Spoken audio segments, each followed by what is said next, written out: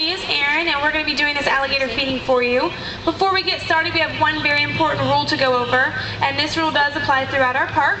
Nobody is allowed to be placed on or above our low wooden fences that do separate you guys from our very large, very hungry alligators and crocodiles. So that includes sitting or standing anybody up on the fences, as well as unfortunately having anybody up on your shoulders. So at this time, I do need to ask everybody to bring those kids down. We do have these great low fences, so you guys get a great view of our big hungry reptiles. But for that reason, we need everybody pretty low to the ground. That also means everybody in the front needs to kind of turn around and make sure no kids need to come down and stand in front of you. That way they can see. And you gotta have all those kids down off the shoulders. Can't have any kids before we get started. Alright guys, thank you. We appreciate you following that rule.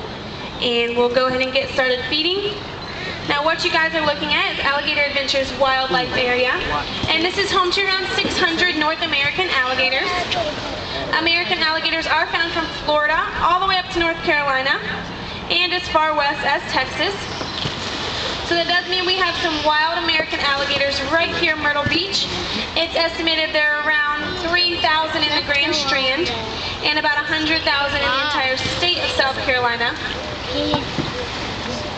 So if you do see one out in the wild while you're visiting, or if you're from this state, then that's perfectly normal, but it is illegal to feed them out in the wild.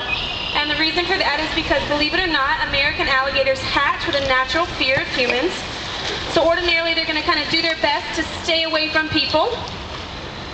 But they quickly start to lose that fear once humans start feeding them. They're going to think every single person that they see has food for them, so that obviously gets pretty dangerous. And the only reason we can feed these alligators is because they all hatched in captivity.